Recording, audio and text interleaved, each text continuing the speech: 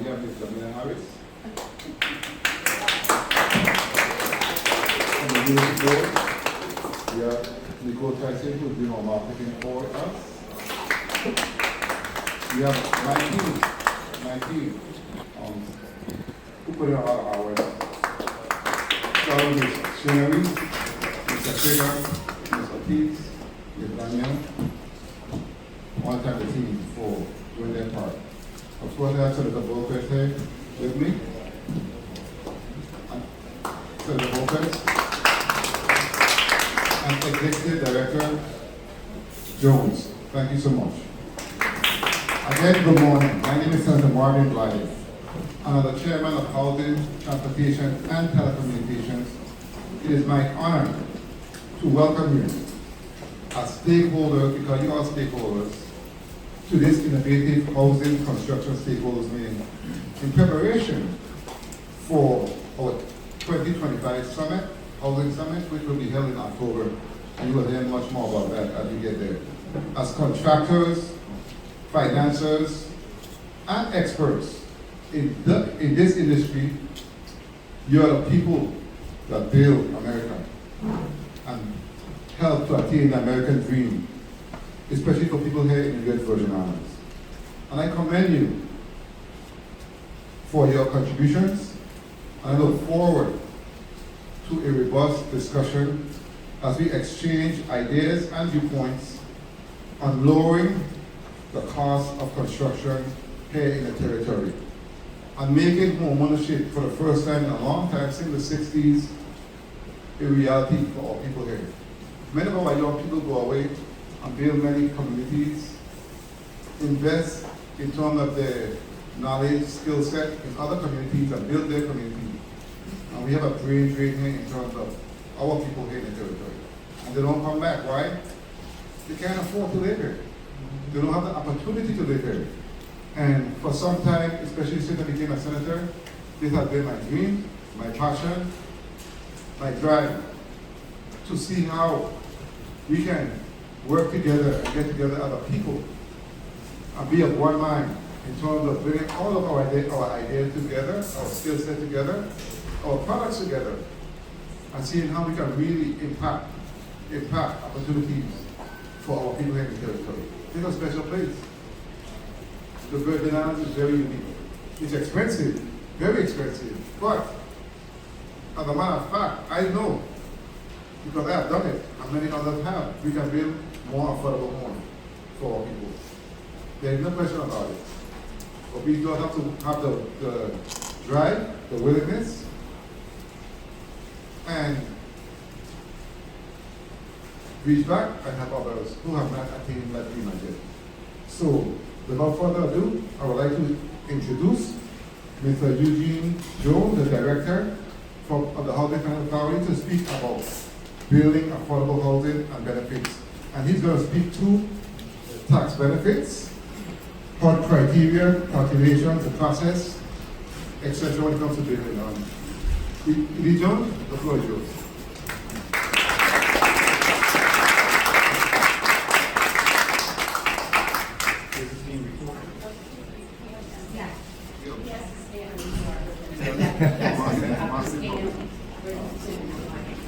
Okay. Good morning, everyone. Good morning. How's everyone today? Thanks, Sam, to Blyden for.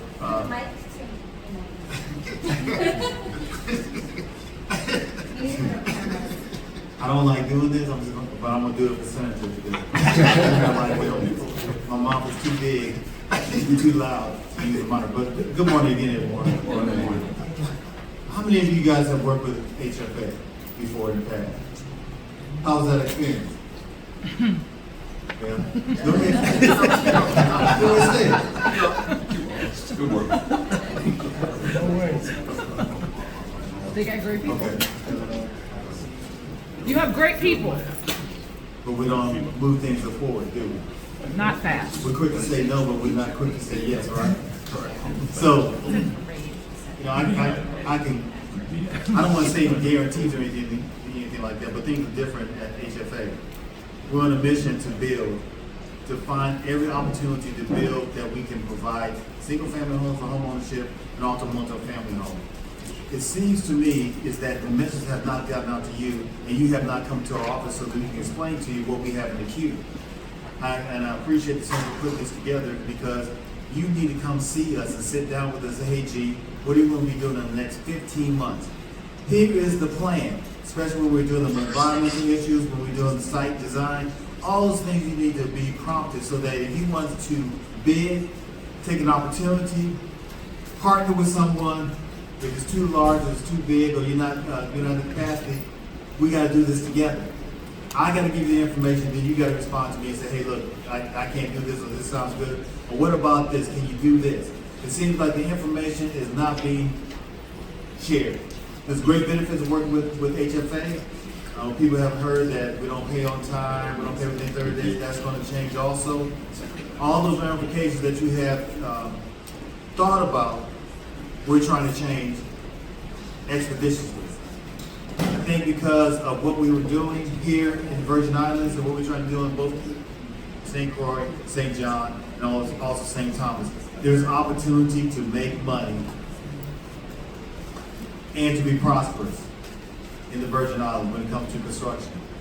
I've only been here for about a year and a half, and I understand things just don't move fast enough for my staff. Yes, there are good staff people, but they just don't move forward. So now I got to be in a point where I keep consistency with my staff, but let them know how to get to you so that you can understand what we're trying to do. Because it seems like everyone's going to the center and the center calls and say, Gene, they can't get in touch with you. Excuse me. Thank you.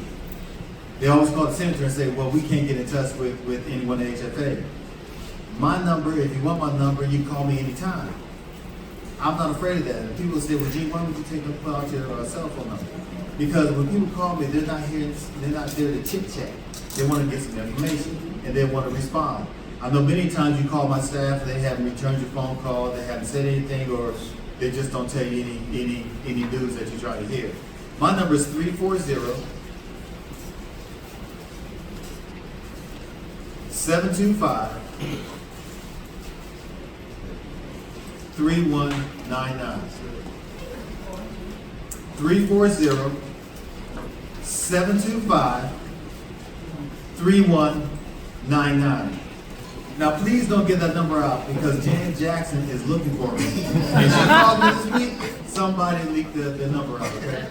You say number again? 340-725-3199.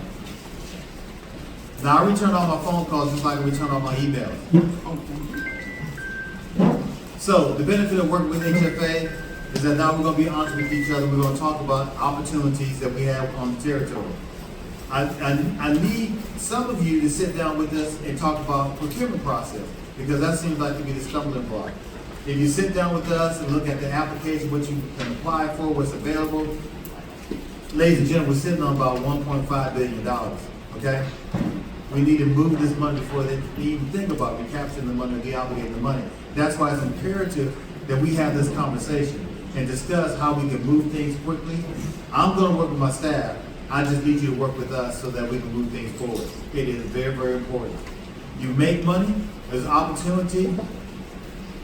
I can sit here all day and tell you all the differences of what was happening before HFA versus what's going to happen now in HFA.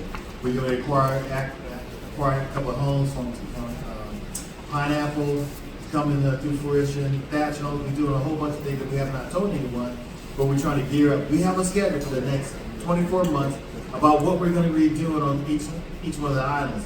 I need to share that with you so you understand what we're doing and how serious we are, so you can keep asking us. But Gene, you said in September 2025 that we were going to do this. Where is it at now? We need to be responsible to you, contractors and business people here on the island. And that's what we're going to do. Questions?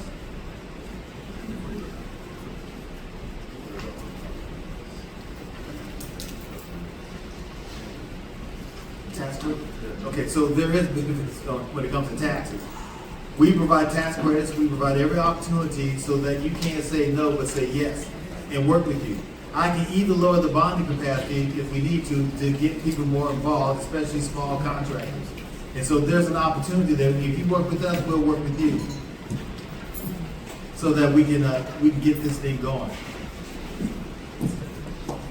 All right, question for me? No? No question? I can't take any questions? Go ahead. Sorry. Yeah, that's okay. Good morning. My name is Tanya. I'm a real estate agent with Sea Glass Properties. One second.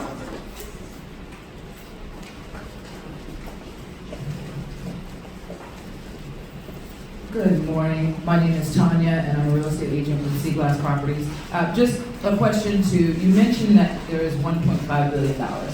What account is that in, and is that going through, how is that being dispersed as the contractors or individuals that qualify for it? How is that being dispersed? And does it go through the standard chain of government, like through financing? Good question. Let me give you a response. It's not free money. It's sitting in the CDBG when it comes to disaster recovery. That's where most of the money is at, especially on infrastructure, the electrical grid, and various other housing programs that we have that we support the territory. I give you a breakdown of what that looks like, and we had a conversation, we had a presentation yesterday with the budget committee in which we detailed where those monies are going to be going to. So we can also put that out and post that on our website. The process is not the same anymore. The process is an expeditious process.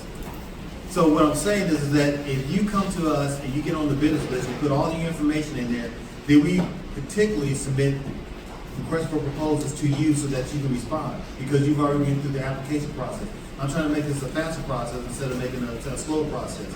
That you understand what's going on, what's required.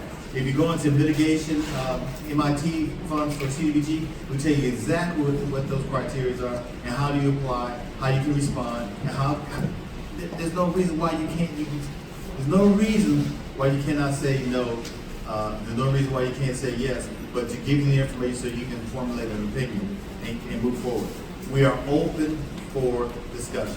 And what's the approximate time to respond? Like, so once an application is put in? Excuse me. Yes. She's going to have to use the mic. We have virtual. Oh, sorry.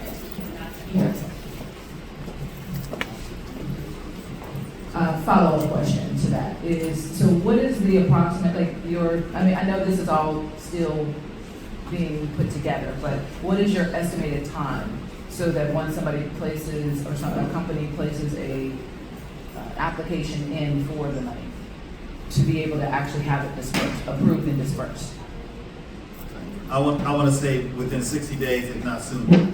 It all depends on how the applicant has, if they have their own information, the scope of services, that they respond to it, because it's the procurement. And I need you to understand the procurement process better than anything else, because that's going to save you. What really ticks me off is that someone says one side of the story, but they don't hear the other side of the story. When they say they submitted an application, it may not have been approved because you forgot to do X, Y, and Z. And so then they say, well, it's taking too long, or we're going back and forth. What I'm saying is, if you want to sit down before the process so we can make you understand what it is, what we're looking for, it'll be better received. Yes, ma'am. Way back in the back.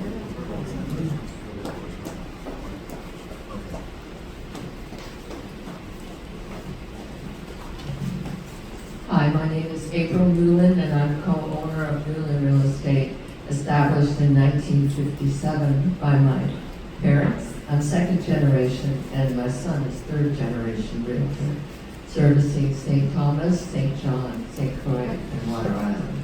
My question is you could just, I know we don't have time for all of it, but just a quick little overview of your plans for each island. Just a little snippet of what, because you said you had several plans for each island. So the question is, we have several plans for each island. What are they for each one of the islands? The sad thing about that, I don't know it off the top of my head, each development that we have going on. I can share that with you, what we share with the budget report, the budget committee. I can share that with you. We have probably about, in fact, one of the issues was that we're doing more in St. Thomas than we're doing on St. Croix, and that's not true. We just finished closing the deal over in St. Croix, St. John, Loveland, Calabash. We're doing that.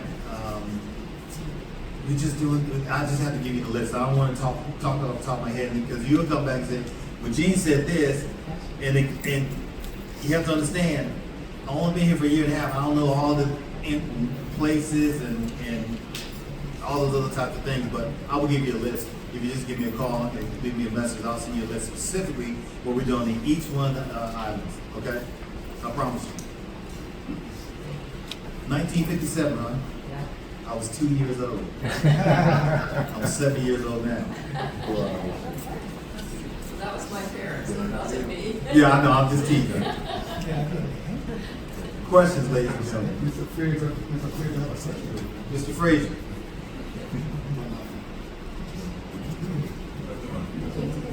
Good morning. Can you hear me? Yeah, I can hear you now. Okay. All right, I have a question. I'm just listening. Oh, you don't have a question, Mr. Frazier? No, I'm listening to the presentation. Okay, all right, thank you. Come on, ladies and gentlemen, this is the time to ask.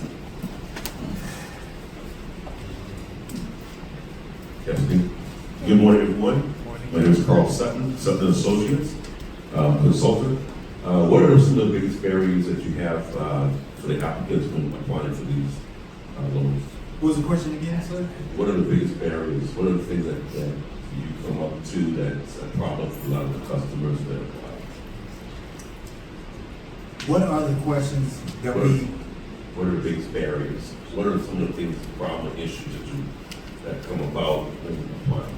Okay, some of the barriers in which contracts have applied, and what the barriers, what we see, is not completing the whole application and verify that the application has been completed. All you have to do is pick up the phone, call the staff, and says, is everything that's required is in there?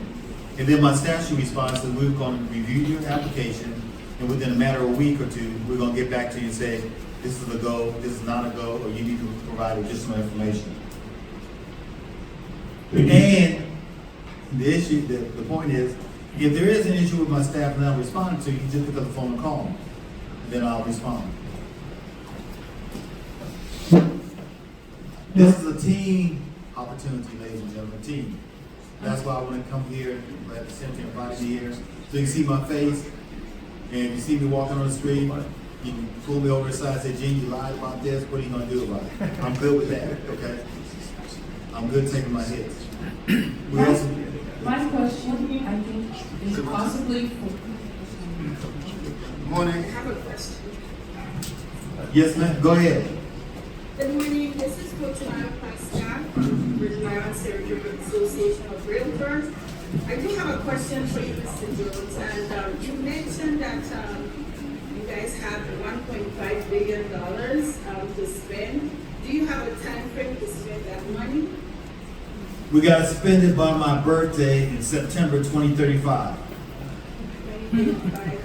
Thank you. That answers my question. Appreciate it. Thank you. You're welcome.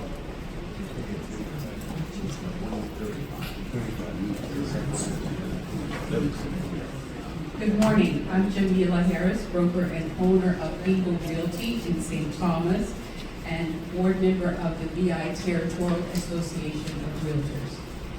My question is about Bill 29, Section 713, subsection E, which is tax exemptions for the production of affordable housing. The contractors here are probably not aware that that legislation exists. And if you would, go into details about the areas in which taxes are exempt for builders who are building affordable housing units. Great question. Tax exemption for building affordable housing. To be honest with you, haven't read the legislation, but what we do is I have staff members who provide tax exemption status upon the completion of the project or therefore or before that, from my understanding. But we do tax exemptions. Another thing that we need to explain to you contractors to find out what the benefits are of those tax exemptions, and they're very, very good as we work together and figure that out. I apologize, I don't know the legislation. I'm just doing what I'm supposed to be doing, but I'll get back and educate myself. That's okay, E.D. Jones. That bill, it must be approved under a housing plan. Okay, so once it's approved under a housing plan, definitely you do get tax breaks when it comes to home ownership opportunities in a housing space or any development per se when it comes to housing people live in houses. And that's a very good incentive for individuals and developers who want to build affordable housing in the territory. That's critical to us in the territory. Okay, that's very important. Any other questions for E.D. Jones? Let me get the gentleman way back in the back.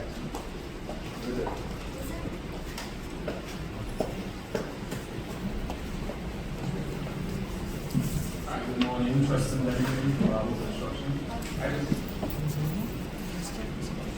I had a question. You said you had 1.5 billion in funding, but the funding that's been coming to the Virgin Islands is really not accessible in the full sense to local contractors and local builders because it's being dispersed in massive contracts where local contractors don't have bonding and the capacity to complete these projects because they're being bundled all together. Is that something you guys will be doing, or are you going to separate it to like local contractors that have an opportunity to bid and be a part of the process? Repeat that question one more time.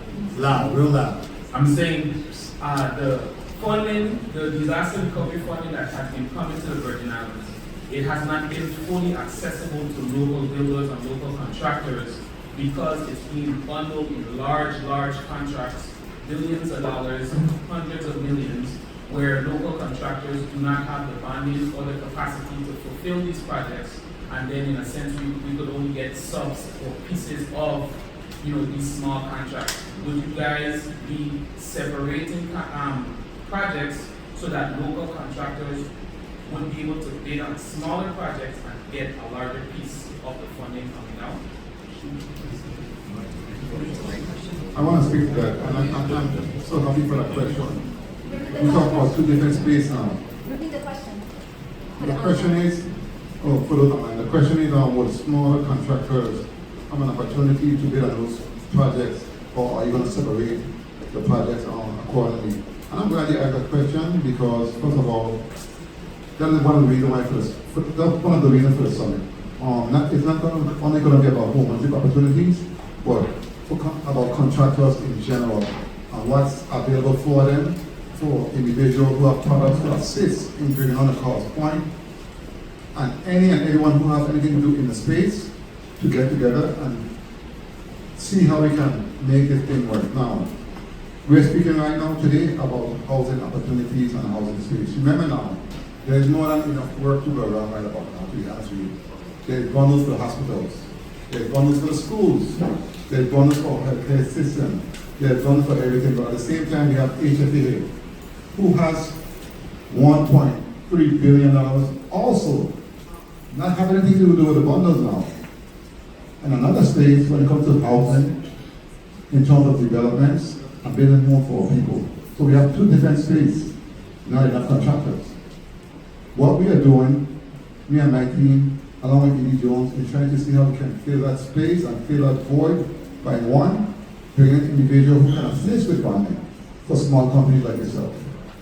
Bringing in innovation in terms of building materials that can be on the cost of building homes. We are bringing everyone within a space, like I said earlier when I started off with my introduction, because we must find a way to assist our people in the territory. Because if not now, honestly, in my lifetime, I don't see it happening again. Straight up. I don't see it happening again with that type of money we have right now in the territory and the opportunities that there. We just have to get together, educate each other, work with each other, network with each other, collaborate with each other, and it's going to happen. I have no doubt about it. And I want to be part of the change that I want to see. E.D. Jones is of the same mindset, and many other, like Ms. Harris, my team, other senators, Senator Bowker and other senators, we are of that mindset. It must happen. We don't have a choice. I know at the time. I've met with so many different contractors and so many different individuals who have brought forth excellent ideas, brought forth, and that have done demonstration in terms of what they have to offer, the products, the new building materials, etc. And I'm very excited about the summit, but I'm very excited about having further discussion today before we wrap up in terms of networking and seeing who worked when and how. Okay, but yes, you are correct, and we are going to assure that everyone has a seat at the table. That's why we're here. Everyone needs to have a seat at the table. We have a lot of experts. Like I tell you, these over me many times, I'm trying to find out to streamline the process. You have many individuals who don't do the roofing all day and night. That's all they do. Many individuals who are just plumbers, some electricians. You know? We need to bring everyone together, find a way to streamline the process. Okay, we can't get this contractor to get here on the bonding. Okay, let HFA assist with the bonding, bring on the bonding point, and put 3 different contractors and have them do 20 homes. It's a simple thing, you know. You don't have to want to make it happen. It's a simple thing, in my opinion. It's simple. It is not difficult. And then by the end, everyone is going to get paid. You know what I'm saying? You can't just have one contractor want to have everything and then subbing everything down the line and then no one gets nothing and they get everything. I don't think that's right. You know, there's an opportunity for everyone to be and have a chance to really get involved and be taken care of. Because the point is, at the end of the day, we don't want to die to money is for us and if we don't use it, we'll lose it and someone else will. So we got to work together to get this thing done. But that's a long and short answer to your question. Yes, everyone will be involved in the space and there's opportunities for everyone to participate. You bring your expertise, see what you can do, what your expertise is. You know your workforce with you, and let's get it done. Judy Jones?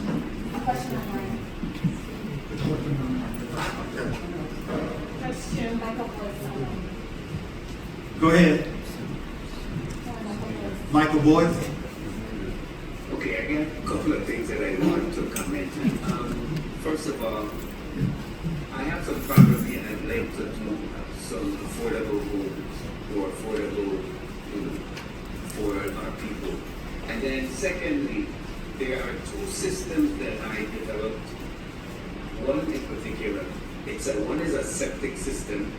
I'm a plumbing contractor.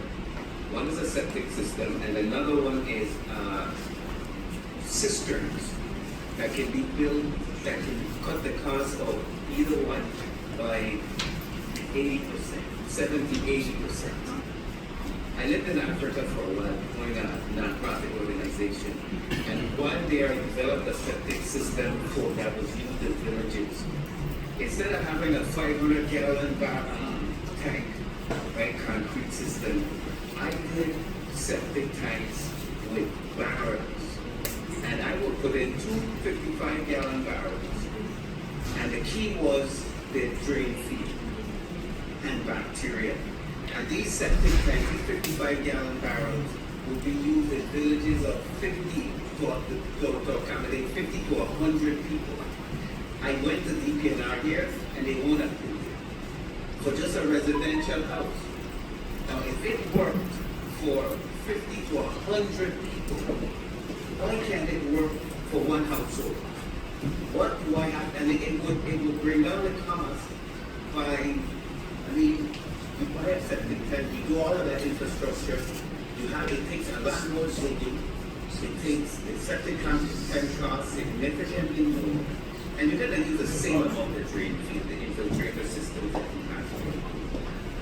But the cost would be reduced by, because it's just using barrels, by 80-90%. Now, for the cisterns, what I have been doing is, instead of pouring a cistern or laying blocks and filling it with concrete, you dig the hole that you want your cistern to be. You put a footing around the top of it, right? Raise it up maybe 2-3 feet, however high you want it to be, and you put a cistern liner inside it. I have a 10,000-gallon cistern in my yard, right? And the liner cost me $1,000. The footing cost me $1,000. So I got 10,000-gallon cistern that don't cost $5,000, including the digging of the hole and everything. Versus if you build a conventional cistern, it's gonna cost you $2-3 a gallon. So that's something that I would like to see implemented here. But I also have some property that I would like to be able to build some affordable homes for our youth. And I'd like to figure out who to talk to, how to get this going and make it a viable project.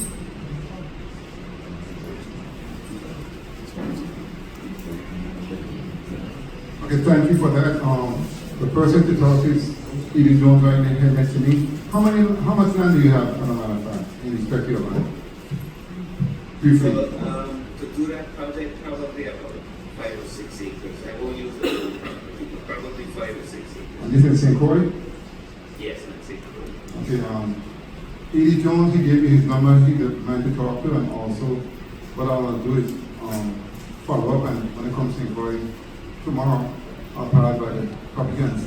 So we talk about with the system and with the septic because what with me, I want to see talk about because I'm a builder myself. So and what the system approved by DPNR, and DPNR was supposed to be here today. He said he would be here in person. He's running late, but he's going to be here today. He can hold on. He's going to be here. He's running a little late, but he can answer your question with respect to the septic system and why it's going to be approved, and he can probably answer the question in terms of what needs to be done to have such a system online. Okay, so we try to cover all of these things. And I'll be on St. Croix today and tomorrow, so you can give me a call and I'll go out there and see your property. What I want to tell everyone, when someone calls me and says, hey G, I want to build 15 homes on 20 acres, you know, I got to break it down to you because sometimes people have great vision, but they just want to won't happen, especially the price point. If someone would come to me and say, hey, look, Gene, look at this property, tell me honestly where we can build, what we can't. I'm going to tell you honestly, but I just don't want to waste your time because we have a price point when it comes to single family homes, typically between 3 to 350 square foot, okay? $300 to $350 per square foot. That's our sweet spot, okay? So I'm just letting everyone know. Now let me do this misconception. I don't have $1.5 billion sitting in the bank over at Popular. It's not like that. I have 2 pots of money, one from FEMA and one from HUD. There's a process that we have to go through, and we expedite that process as long as we talk about invoices, we talk about payment, all those other types of things. And I think because of what Senator Blyden is doing, we may just try to have a contractors symposium, so you learn what we do from all the way from the start point to the end point. And I think that's going to be necessary on all 3 items. Any other questions?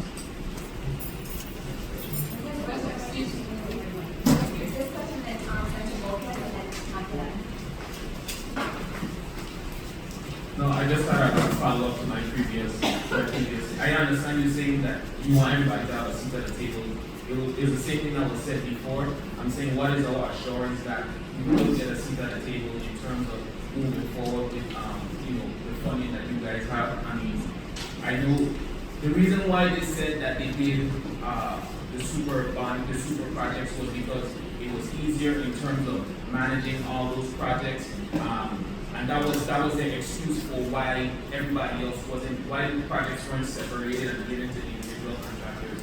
So moving forward, I understand you saying that you're going to give everyone a seat at the table, but what is our assurance that you will, have the proper management for all the different projects so that many individual contractors will get decent sizes? Again, thank you for your question. I think you're mixing up still. The bundles is separate and apart from what we are doing. The bundles is for the hospitals, the health care centers, the schools, etc. That's the bundles. That's the governor and the administrative branch. That's what they're doing. This is housing finance authority and other funds in the space when it comes to housing. I'm speaking housing today. Housing. Everything in the housing space. And that's what I spoke to. And yes, everyone, that's why I brought everyone here is afforded a seat at the table. That's why we're going to have a summit, as a matter of fact, coming up in October to assure that anyone that wants a seat and wants to work and have the expertise and the staff, you're welcome. That's what we want. That's what we are trying to get done. Period. That's my vision. That's what I want. Yes, it don't happen because I tell you so. My word is my bond. I'm serious. I'm just saying. My word is my bond. We don't do everything possible because it's not about us. It's about all people. It's about you, the contractor, and about the people that are trying to get homes. That's it. That's what this is about. Period. My contractors and the people that need the homes to live in. That's it. So yes, we are going to assure that everyone has a seat at the table. That's why you're here. That's why you actually be here. There are many folks online also who want to be part of this, and I appreciate all of you in what you do to assist my people. There was another question. I think Senator Lopez, because he has to go. Then we have this young man here, then we have this that young lady back there. Senator Lopez. Thank you, and good morning, everyone. Good morning, Senator Blyden. Thank you for this very important meeting, as well as E.G. Jones for being here and taking the time out to provide all of the great information to our stakeholders, and thank you to all of the stakeholders present and the stakeholders who are online as well. I had two questions relative to low-income housing tax credits. What is VIHFA doing to streamline the low-income housing tax credits for the smaller contractors? You know, what we're talking about, those local builders or those small local firms. In addition to that, are you willing to, meaning VIHFA, to set aside a portion of those low-income housing tax credits for those smaller contractors or smaller firms, so that they can relatively see the impact of those monies? Senator, great question. For your latter question, yes, we can provide some set-asides so we can get to the small businesses so they at least get a cut in the pie. That's what should have been done long ago. The issue is that with the small businesses, and that's why I'm stressing the information about the small business come to us to sit down specifically what their issues are and how we can combat some of those issues so that they can respond to some of these bids. I can do in 2 or 3, I can say, hey, look, contract, I need to build 10 homes, I have 10 acres, or whatever the case may be, here's what we need, can you fulfill that goal? So I'm going to go piecing it out that makes sense so I can make sure that the small business contractor can build capacity. And it seems like a lot of businesses won't co-partner with other individuals, which I don't understand why. Because to build capacity, they get more opportunity here. The low-income tax credits is something that we need to sit down and discuss what the process is and how we can get you to that point in which you can make a decision. Is this going to be beneficial to your company or not? But the object of the game is to spend down the money, provide opportunities for businesses, including the small business, because we want to give them opportunity to build the capacity. If you look at anything in my career, what I've done, look at Chicago Housing Authority, look at what we've done. We made millionaires out there because we set aside specifically for small businesses to do work on behalf of Chicago Housing Authority, which we're going to try to implement here in HFA. Not as big as we did in Chicago, but here, yes. And the primary portion of the question, because I'm not quite sure what the qualifying process is internally in VIHFA, but what efforts do you have to assist them with that qualifying portion? Because I know that there's a process in order to be qualified by the housing authority. And since that's a great question, I think we just got to sit down and have a contractor ownership meeting and talk about the process of what we have to go through. And we need to do that quicker than later. I mean, with my not to interject, I apologize, but I think that you all are really doing it right now, the first step, which is an excellent move on your part, Senator Blyden and yourself, to get the information to the most important people in this equation. So, thank you. Thank you. And before we go to the next question, Senator Lopez, you are correct, and that was a vision that Ms. Harris, myself, and my team had, also with E.D. Jones, in respect to having a stakeholders meeting first. We have had several other meetings before this meeting, but right now we got a stakeholders meeting, and from this, is going to form the summit. And everything talked about is going to be done there. All the expertise from all of the area and all the spaces will be there at the summit to really make a dent and push forward with what we are trying to accomplish in terms of spending those funds by the certain date. We have a question in your hands.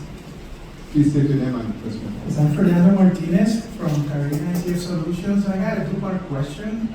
We have I have one part answer. Go ahead. But before that, we have been a supplier for insulated concrete forms in these territories for the last 12 years. We support the whole Caribbean, but in the USVI, we have supported, I would say, more than 20 projects. This technology is already here. It's just that many people don't know. There's several contractors that are here present that have been building with our technology. But my question to you is, two-part question is, first, what is the knowledge that your staff has about the insulated concrete forms and its benefits? And how can we educate people that are supplying for these proposals, the technology that is available to them and the benefits, so they can take advantage of it? Thank you for your question. That's an excellent question. And that's why we invited the Commissioner for the Department of Plan and Natural Resources to deal with the permitting process and approval and disapproval. He's running late, but he's going to be here. So when he gets here, we're sure going to have you asking that question again. Because that's an excellent question and a good point, because in a big, quickly though, what type of product you have? What's your product?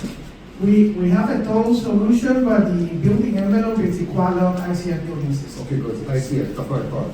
Thank you so much. When he gets here, you're going to ask that question to him, okay? Thank you. You're welcome. Next question. Good morning, my name is Vitar. Speak up and speak into the mic, please. You can hear you. Don't be shy. Good morning, my name is Vitar and I'm with Romina Construction. My question is, how can contractors partner with VIHFA to build up affordable homes? And then I have a contribution because we have done a couple of affordable homes, and in my experience, you're saying that your range per square feet, your price per square feet range is 300 to 350,000. And when you calculate that, that's around 380,000. It's difficult for a contractor to make any profit on that. If on one home, if they have to pay groceries and all that. So I think that if you're giving a contractor multiple homes, they can make profit.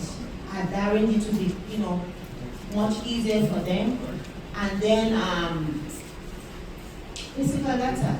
And then I think another thing, because when we worked with VI housing, there was a fight, the grocery was exempted. So that, that helped us as well. So I just want to make that question. That's a good point, and let me add before we do Edie Jones, right? Because you made a great point in terms of profits for the contractor. So are you saying if you have, say, 10 homes, you will be able to make a profit? What's that point in terms of how many homes would you say will be reasonable or attractive enough for you to come to the table to build those homes at the price point, but at the same time for you to make a profit and make it worth the investment? How many homes are we speaking to? 10, 15 homes? From them, Victor Romina Construction. And before you finish, yeah, how long it will take you to build each of those homes? And talk to me about it. That's important. If we get, let me say, we can sit with VIHFA, partner with them, and they could try us in 5 homes. We can guarantee bringing in 5 homes within 18 months, providing all the taxes are exempt. We can bring them in for under $400,000, providing the taxes are exempt. If the homes are in close vicinity, perfect, we can do it. We've done it before, and we can do it again. And what square footage are you speaking of? 1190, 1100.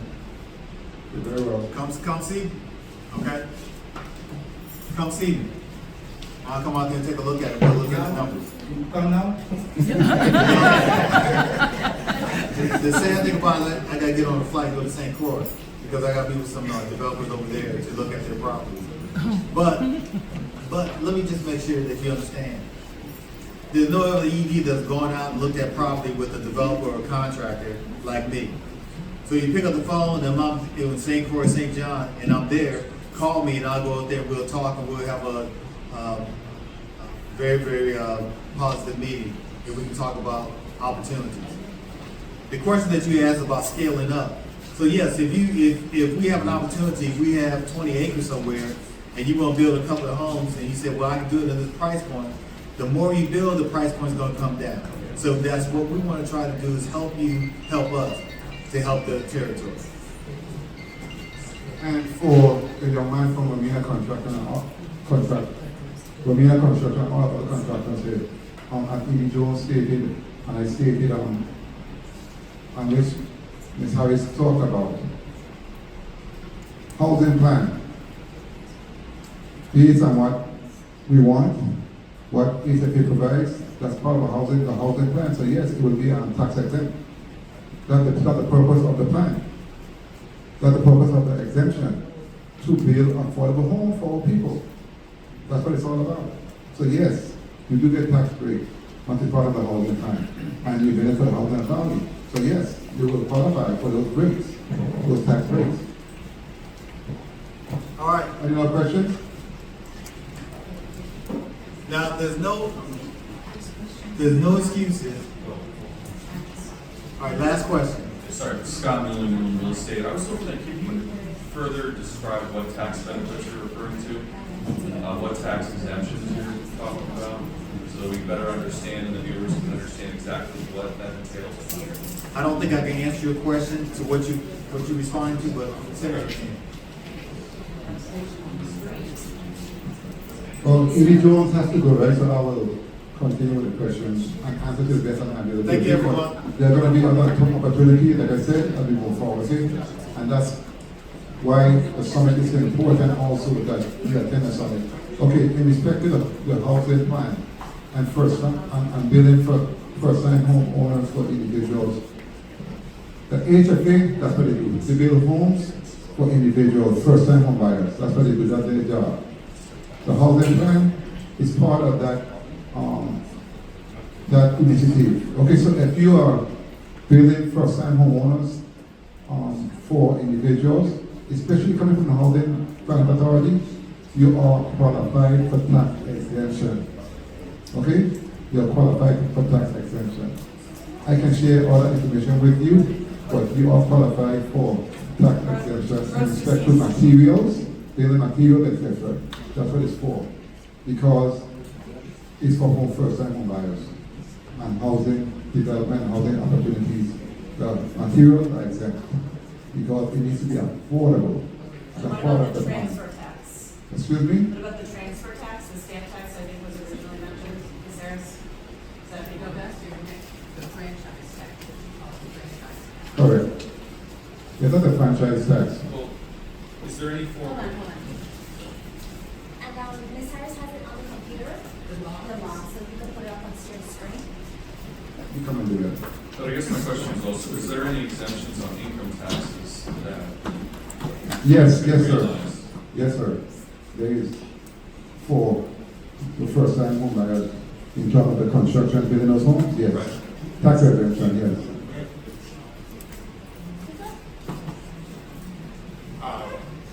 Good morning, everyone. No. Come. This is Mr. Trevor, my researcher. So he does all the research for my office, and he actually assists in writing the bills. So one second, I want to see on the screen. Nico? One moment.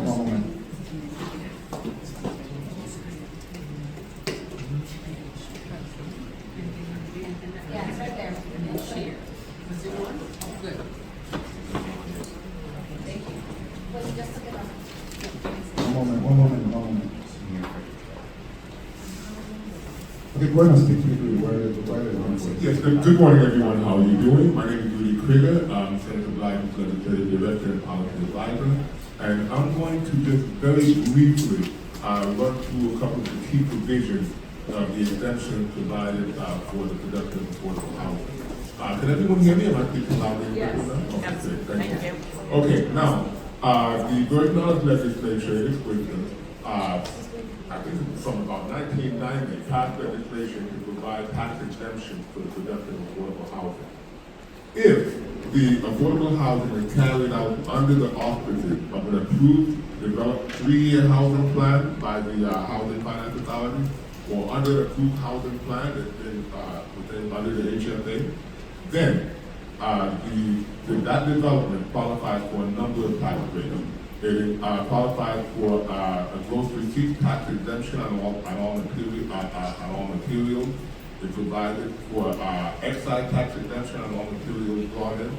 It also provides for an income tax exemption for the income derived from the sale of lots and houses, and also from the rent, collected while the development is under the affordable housing provision. In 2023, the legislature expanded that program to also include the sale of affordable housing lots, under the affordable housing program. So we, of course, have the provisions available, but if anyone needs to get them, just give me an email address, I'll have to email it to you. And we certainly hope that more developers will take advantage of this opportunity to provide savings and to lower costs of construction. And what we'll do, we will send it to all the participants online and all the individuals here who registered. We're going to send it to every one of you. So you can clear understanding of exactly what it's for and what the opportunities for you are. Okay, so we're going to send it to every single person in this room and everyone that's online and anyone else who applied. Okay? So we'll be clear moving forward. Thank you very much. Thank you. Any other questions? Okay, now, if there are no questions in that space, I want to ask some of my own questions because it's important that we are on the same page and we understand where we're going. Okay. The question is, how can we work together to achieve homeownership opportunities? What issues have builders, developers, or small contractors are you facing? Does anyone want to share in terms of issues?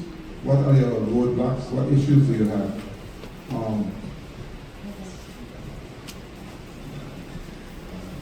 Morning. I think one of the issues is the payments.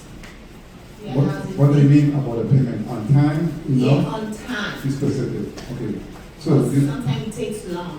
What do you call they are not paying on time? Yes, so when they process the invoice, sometimes it takes 30 to 60 days. Sometimes 90 days to pay the contract. And if you're building an affordable home and the profit margin is not much, the stretching the payment makes it difficult for the contractor. Especially a small contractor. So you're saying payment will be made one time within 30 days? Okay, wait, 30 to 60 days you're saying, but 90 days is too long? Okay, we'll take your notes. Go ahead now, Mr. Victor. If you're expecting us to build a house from foundation to finish in 90 days, which we've done before, and we're being paid in 90 days, it means as a small contractor, you have to carry that entire project. And that's why I don't have no hair on the head. It put me under pressure. And I lose all my hair, sir. Any other comments? Anyone here has? Excuse me, Senator Blyden, and that's a good point. The other area that WISH's Innovative Housing Construction Campaign and Summit that we hope to address is the lack of construction loan financing and the availability of it in the territory. And so we are trying to coordinate that conversation so that we can learn why don't we have more construction financing available. So far, the answer is banks and lenders, our methods of construction are so expensive, they don't want to get stuck with an unfinished project that they literally cannot sell to anybody.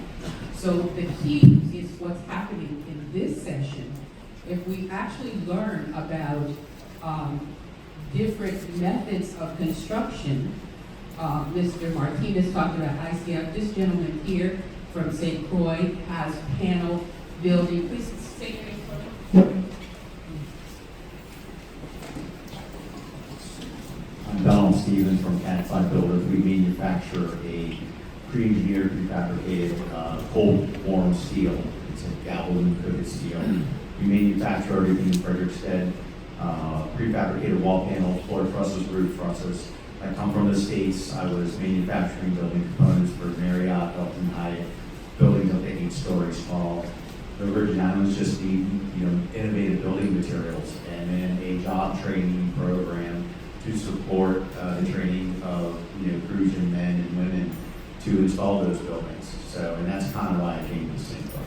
How long have you been in St. Croix doing what you're doing? 4 years. Oh, 4 years. Yeah, and one of my first meetings with Dr. Gordon, who was the president of the boat tech school, CTEC, the Career Technical Education Training Center, and the goal was for us to bring in a building system and then train locally and then support local builders.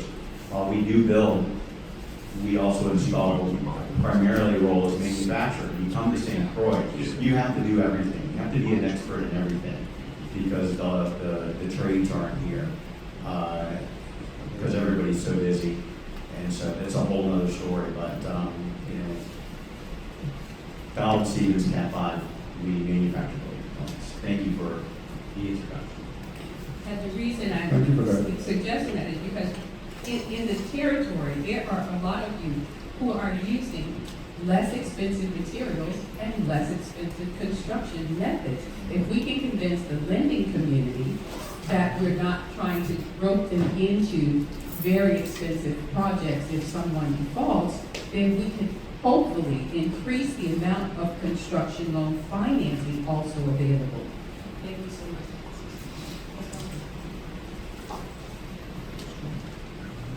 April Newland again. Are there any funds that are available for renovation? We have so many historic homes going fallow in the downtown areas that are small buildings that should be saved, and perhaps with your billions of dollars, that there could be some that are allocated towards renovating existing homes that can be saved and restoring some of our beautiful downtown areas.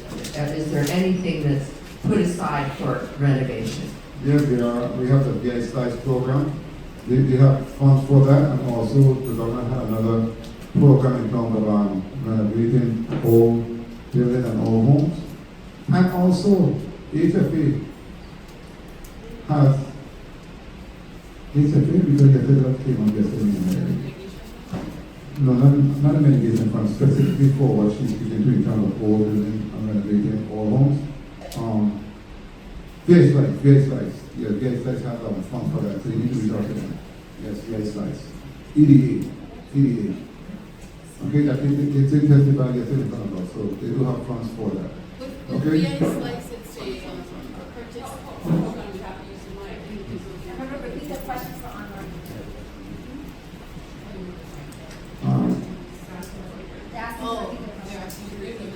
The question, I'm sorry, the question was if there were any funds for renovating homes, etc. And I told her yes, VIHFA program has the funds for that.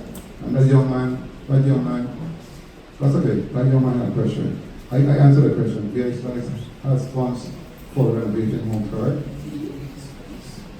Tanya again, and just wanted to get clarification. I know that you were saying with the contractors and building. Is VIHFA providing the land or making any arrangements as far as, I know you mentioned the houses, but as far as acquiring land, or is it the contractors have to identify the land? VIHFA is uniquely in a position to provide the land also for developers and also build a home. They have different programs. They do have land and they have funds in terms of for individuals to build homes, so they can do both.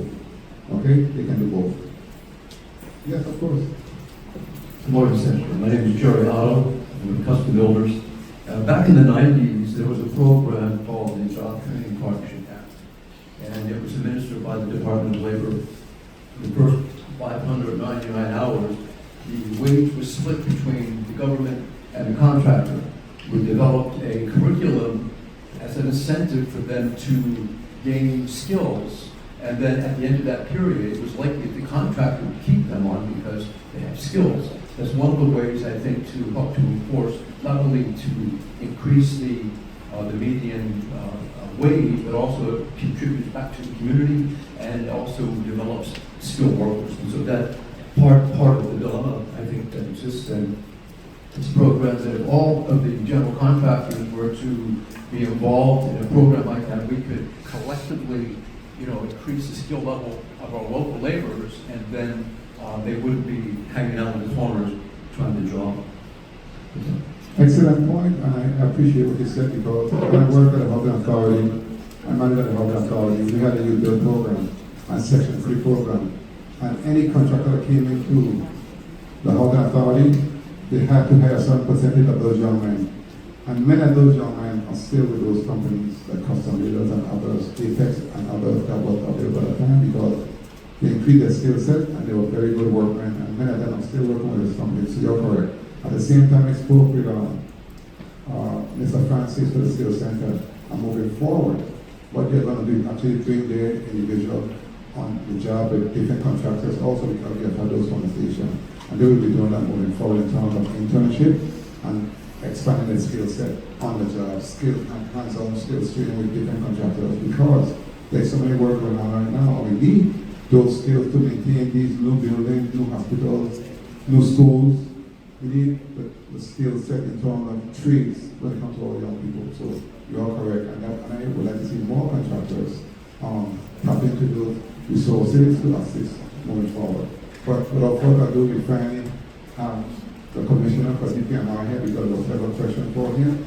Thank you so much for coming. Thank you so much for taking time on a busy schedule, coming in very busy, but you play a very critical role in terms of what we are trying to accomplish here with all of the different building spaces, in terms of the hospital, the schools, the bungalows.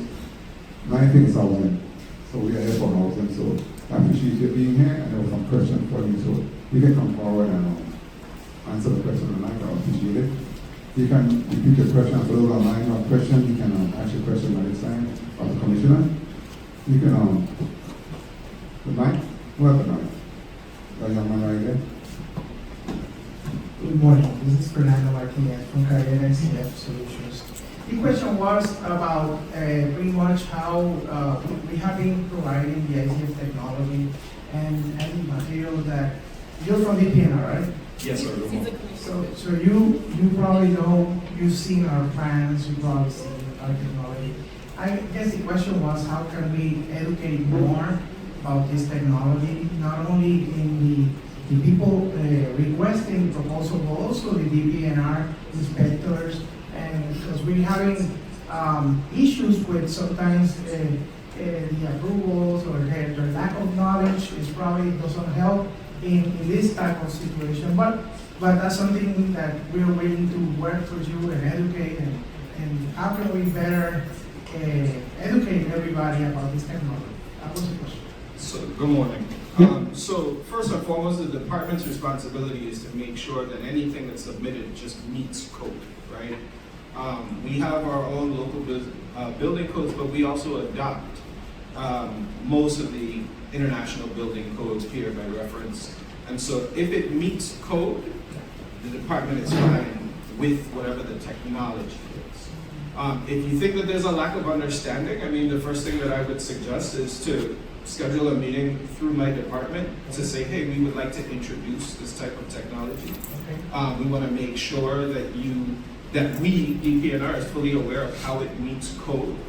And then the other part too, in terms of being able to provide it to the public. So once a year we do, at least once a year, there's usually some type of homeowners, VIHFA actually does it every June, where it's like a homeownership summit.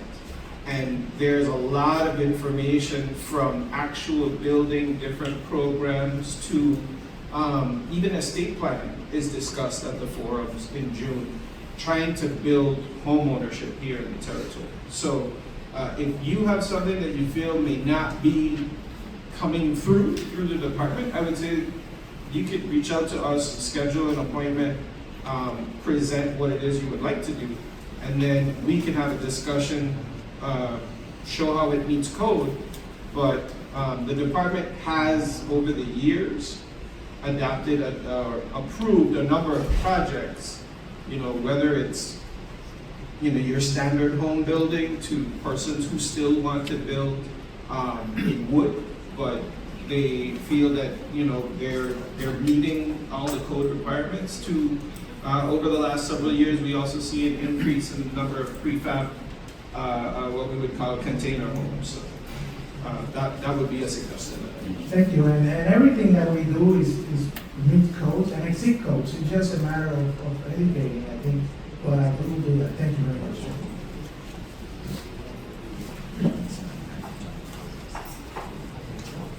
Yes, Commissioner, I have a couple of questions from contractors who sent the question to me, but before I go there, I want to remind everyone, the bill that the code we're going to share with everyone, I will want to remind contractors, part of the housing plan is to hire and train individuals. So that's part of the plan. So if you're going to apply for the funds, and you have to, that's part of the plan. Okay, you must hire individuals and do some type of training program for those individuals. I just want to remind you about that.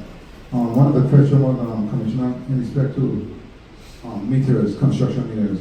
I was told that it takes sometime up to a year to get a construction meter. So if you want to build, you need to apply for the construction meter way ahead of time because of the time frame. What can be done to speed up the time frame, and what time, or is that not correct information? So DPNR doesn't issue the construction meters. So what we do is we approve the project. That's then something that you share with WAPA to be able to get the construction meter. Very well, thank you for the correction. You're correct. Also, when it comes to inspectors, when seeking concrete pours, when it comes to approval, they say they have an issue in that area also in terms of steel reinforcement requirements and what's based on the code and the structural plans. What's going on in that space? So I would say first in terms of timing, everything, so in September of last year, we launched our online platform. It's called Unicity. We've directed everything to go through that so that we can actually track and make sure that our response to you, the consumer, is there. So from being able to track where your application is in processing to requesting your inspections, everything would go through that Unicity system. So it's taken, particularly on the inspections, it's still a work in progress in terms of getting people to first and foremost use the Unicity system. And then also, I would say that again, right, we're averaging right now, since the launch of the Unicity program, we're averaging over 460 new applications a month. And so there are 9 inspectors on St. Thomas, there's 11 on St. Croix. We should be around 20 in order to meet the demand. So it's going to take a little bit of time sometimes, but we ask, particularly if you're anticipating your pour, that you are requesting the inspections between 48 and 72 hours prior to. That gives us a chance to get out there before the trucks get there, where you have to close up, get you to pull your wiring, everything like that. But that 48-hour to 72-hour window is what we're requesting. And again, once it's in the Unicity system, there's somebody that's able to track. And then whoever's assigned to your locale will be the one that's assigned to be the inspector for those things. What's the length of time to acquire a building permit? It varies. So right now, commercial, residential, we've fluctuated. We used to be at about 21 days. Last count, I think we're at about 36 days right now. That goes to the number of plan reviewers that we have in the department. We are still trying to hire 2 new plan reviewers to assist with that so that we can get back to the 21-day count. This is a long question, let me get there. We basically state that project owners and contractors often face unnecessary delays and costs when inspectors impose changes to steel reinforcement that differ from the DPNR approved structural plans. These steel changes typically not justified to provide designs already vetted by licensed engineers, whereas inspectors are not meant to enforce approved plans, not after them. This misuse of authority is for projects and goes unreported due to the fear of retaliation. How can you address that? Yeah, so I would say if it's unreported, then I can't address it, right? Like the first thing you have to, the department's responsibility is to enforce the plans that have been approved by the team. If you, and that is one of the requirements for everybody, is to have a set of the drawings on the project site. So if you're now going and you're having an inspection by somebody, and it's according to the approved plans, then you have done nothing wrong. So if you're stating that somebody in my staff is trying to do something different, then you have to bring it to my attention for us to be able to review that. Otherwise, it's unreported and I can't do nothing about it. So basically, moving forward, anyone needs to bring it to your attention and not fear pushback or retaliation. Correct. Very well. Any other questions for the commissioner? Because you're a very busy man. Definitely.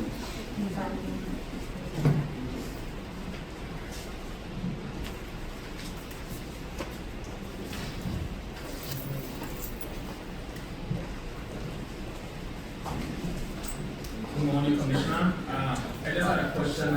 I do have a few customers who's going through the process of the first-time homeowners own a lot, build a home. The process through ODR and the lenders and stuff is taking quite a bit of time. I do have one customer who's been doing it from since last year, November. There is a new policy now where if you don't start within, if you don't start your project within 360 days or so, then you have to come back and reapply. So my question is, what can be done for homeowners who's trying to go through, these programs and it's taking quite a bit of time, so they don't incur additional costs to go and reapply again for a permit, or go through the process of extending it. So I just had a question. Thanks for the question. So I would say that the first and foremost, the length of a building permit used to be 120 days. You had to start after receiving the permit within 120 days. Thanks to this gentleman and some other good senators in 2022, your building permit is now valid for the first 3 years without having to come for an extension. Yes, that was passed in 2022. So anything that's happening with respect to the lender, if you have your DPNR permit, you're good. It's not on us. And the reason why it's 3 years is, again, remember the code actually does update every 3 years. And so one of the reasons why we put that 3-year mark, there would still be, if your permit is older than 3 years, then there would be a quick review to see whether or not it's consistent with any changes that have taken place. But right now, if you're issued from 2022 forward, you've been issued a DPNR permit, that building permit is valid for 3 years. Okay. Well, in the DPNR office, it's posted for only 360 days, and that's what they're enforcing. So Okay, we'll make sure that change happens if it's something that's posted. But it was something that we worked on during the last several years, and again, we made sure that building permits are valid for 3 years.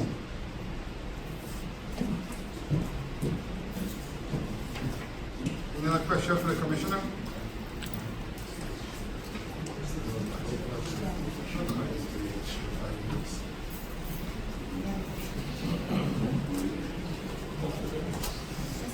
I have a quick one. My question is related to weatherheads, pedestals. Are those still required for new construction?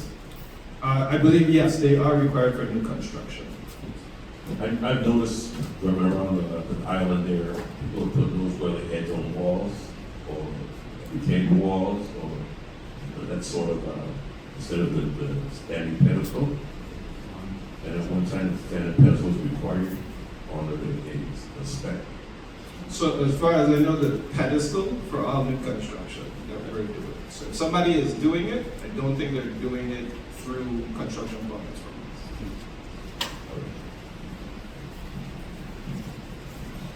us. Again, this is Commissioner Oil from the Department of Planning and Natural Resources. His department deals with all the permitting, etc. And it is a critical role in us building the territory in all the spaces, and we have a lot of work to do. So we took some time out of the DDP schedule to come this morning and answer any questions. Any more questions for the commissioners? For the commissioner? Okay, sure.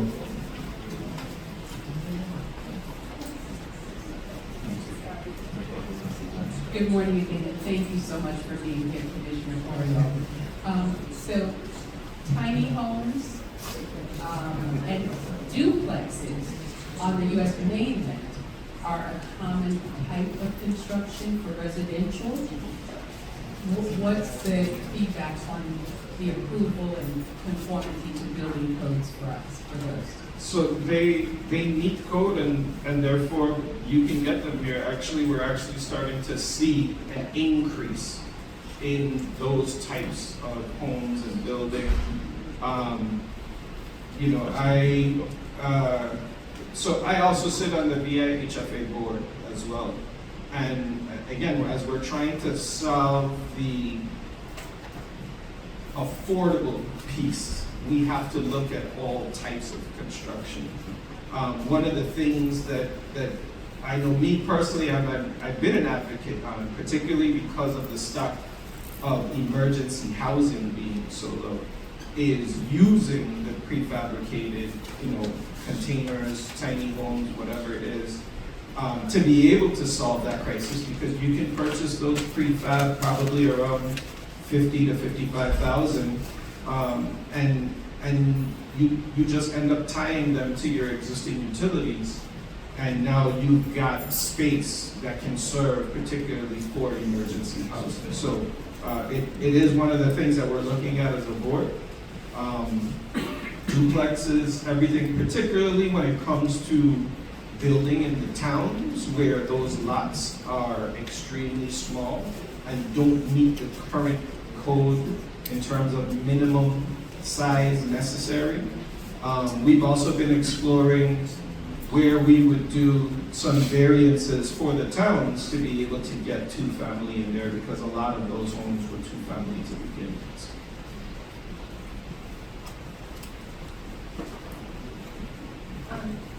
We had a question, or more so a comment, where someone noted that the Google map lacks sufficient property data to identify the properties for permits.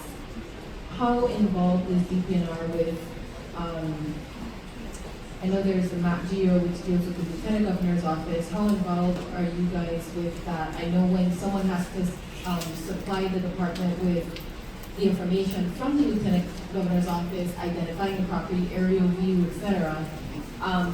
I've seen what they provide, but what you can search on your own is a bit clearer. Is that something that you guys would accept, or do you have to go to them? Actually, now is my question. Do you have to go to them and get that aerial view, or are people able to go on MapGeo, search it, get the view, or does it have to be something from them, black and white? Right, so the aerial map is actually not official. It's great for reference and everything like that, but so if you go on MapGeo right now, that is a 2017 aerial that's on there. But the more and more the GIS division of the Lieutenant Governor's office updates, right, they're taking information that's done, subdivisions and whatnot, from 2022, 2023, 2024, and then they're overlaying that information on a 2017 aerial. So there's going to be error. And we recognize that, right? That's why the official documentation to submit to the department is your registered parcel. But in terms of us working with the Lieutenant Governor's office to try and provide as much information that we can through Nat Geo, we're constantly working with them. So if you've noticed over the years, when you click on the themes tab, you'll see things like not only the aerial footage, but the flood, FEMA flood map viewer. But now if you go on, you're actually seeing more detail, like floodway and everything like that on there. There's also now a tab where you can turn on the layer for showing where the historic districts are. We are now working on a layer where you turn on and you can see whether you're in the coastal zone management area or not. So over time, we have been working with the Lieutenant Governor's office and trying to get as much information. And then when you click on a specific property detail, we're also asking, because people struggle to find it, whether it's R1 zoning, R2 zoning, what the parcel size is. So, we're trying to make updates so that these things become, like they're really at your fingertips. It just requires a lot of GIS expertise to do all of that.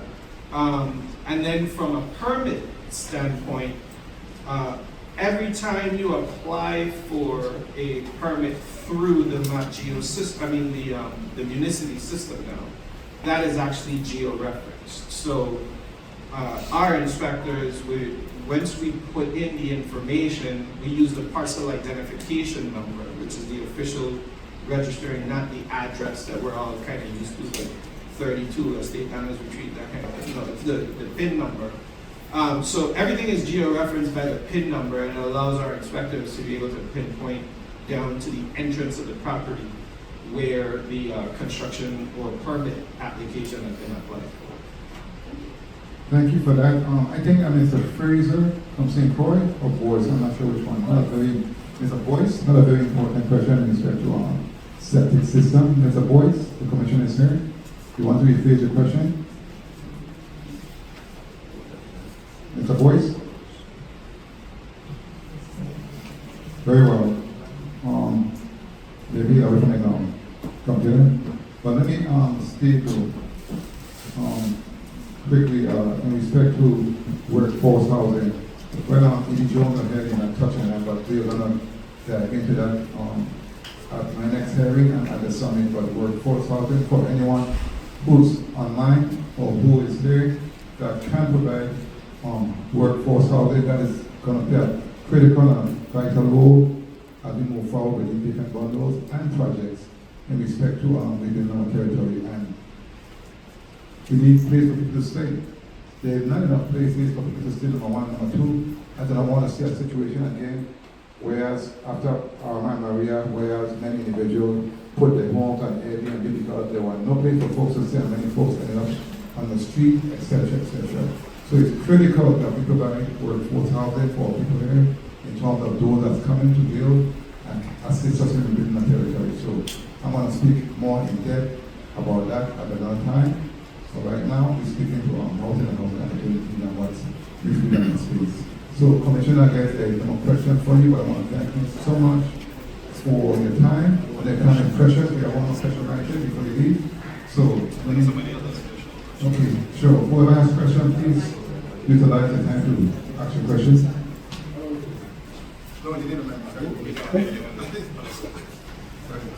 Commissioner, are you familiar with the M2 system of construction?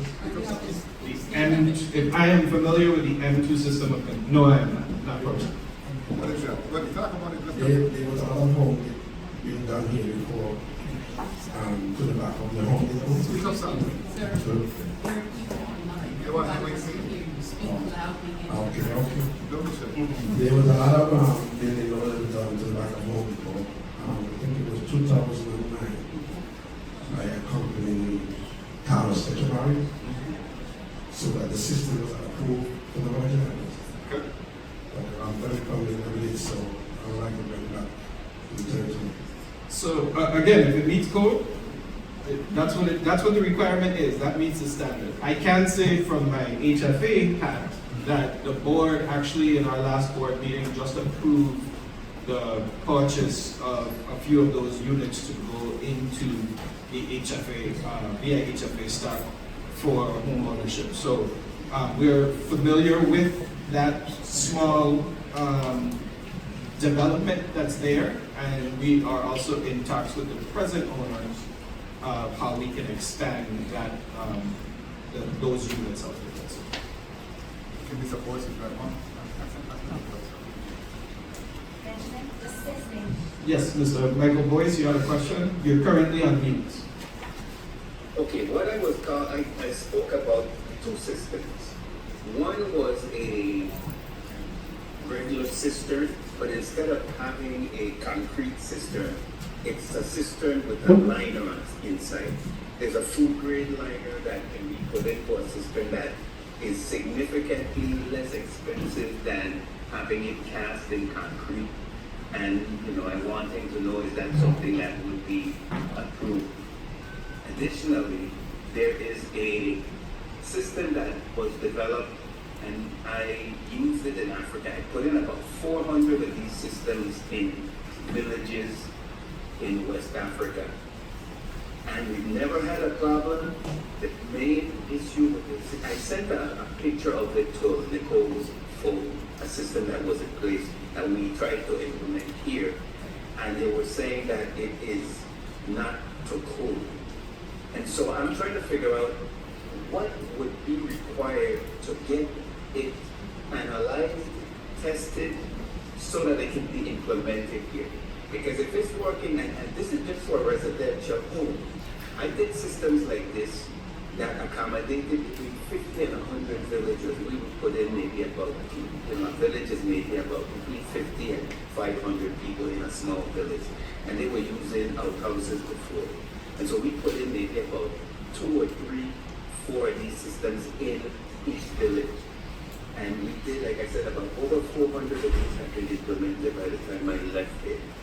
And so I'm trying to figure out if that is somehow, what do we have to do to get it analyzed and implemented here? Because a lot of times you have places where the terrain doesn't allow you to put a big system into a property because of topography, because of space. And so what would be needed so that the system that we devise can be analyzed and then implemented here? So thank you for the question, Michael. So the first thing I'd say, because I don't have any details on it, I can't answer specifically.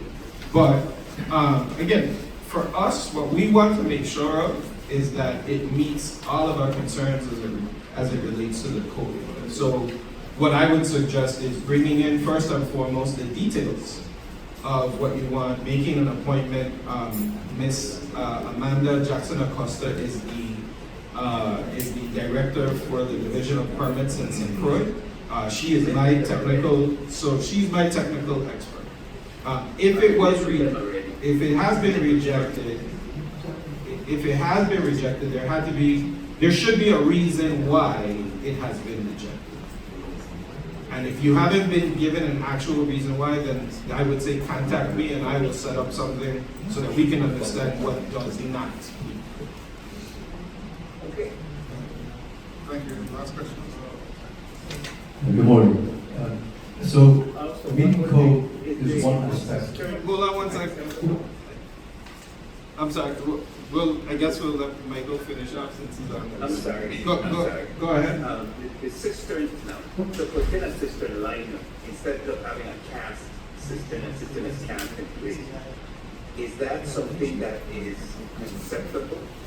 So, would that be true? So I don't believe that the code specifies that it has to be a cast system, right? What the code says, at least from my knowledge of it, and I have to say that the specifics of the building codes is probably one of the things I'm least familiar on. But what the code says is that you have to be able to provide what the source of water is, or you default to a cistern, right? And so there are plenty of homes who don't build cisterns because they're tied into some municipal system, or if you're a member of a condominium complex, you might get reverse osmosis for your water. So those things are built because of the fact that water is able to be provided. If you have to default to what your actual catchment is, then you have to meet what the requirements are in terms of capacity. And so I think that that's the major thing, is meeting the capacity requirement for how much water, based on the number of bedrooms, square footage, everything that you have, in order to say, okay, you're consistent with what our requirements for water capacity. No, it's not about water capacity. It's about the containment system. You're still getting water from the roof. Instead of it being in a system that's cast to concrete, that will cost you $25,000-$30,000, you can have the same capacity put in, but using a liner instead, and you can have that built for under $5,000. So, again, we should schedule something to discuss the details on that. All right. Thank you. Thank you so much for your question. And last question. Thank you. So reading code in the VI, we understand that as contractors, but any new innovative systems, do they not have to be approved by FEMA? It has to be pre-approved by FEMA for compliance, because it's a FEMA financed project. The FEMA side of the FEMA financing. So I don't think it has to be pre-approved by FEMA. Again, most states, including the Virgin Islands, we adopt the International Building Code. I would state that the International Building Code works hand in hand with FEMA to fully understand certain things. So if it's new and innovative technologies, I think that those new and innovative technologies are still trying to meet what the code requirements are. If it's something that's completely separate and differential, then there have to be some experimental things that go. Now, the commissioner does have additional powers here to approve things. Like, for example, there are, like, part of the IBC, like, for example, is chimneys. Well, we don't need anything that relates to chimneys here, right? So we also have specialized powers because a lot of our towns are historic in nature, and they're concrete, mortar, rock, coral structures, which makes trying to blast through certain walls like very, very difficult, more costly. So again, there are some powers that the commissioner has to be able to review something and says, okay, we're comfortable with it. We feel that it meets almost all code requirements, and we've been able to do things where we give a special authorization for that as well. Okay, well, we are, Customers is doing projects for a couple of agencies, government agencies, and because there are compliance issues for the agencies, that the payment applications are being held up. We've been some for quite a long time. And so the compliance side of it, for the new technology, the compliance side of that, I'm worried about the fact that FEMA has compliance regulations that could stall the project after a period of time. And so if that is the case, who handles the compliance side of the new technology? Whether it's mods or whatever technology that it happens to be, who handles that? So I would say it depends on, if you're doing something but it's actually using recovery dollars, then you have FEMA as well as HUD, depending on which funding source is being used, that they have approvals in terms of scopes and everything like that as well. So it depends on really on what your source is, and again, if you're using some of those federal sources, then you have additional layer of compliance that you will have. Thank you so much, Commissioner. We are about to wrap up because we got the spot, but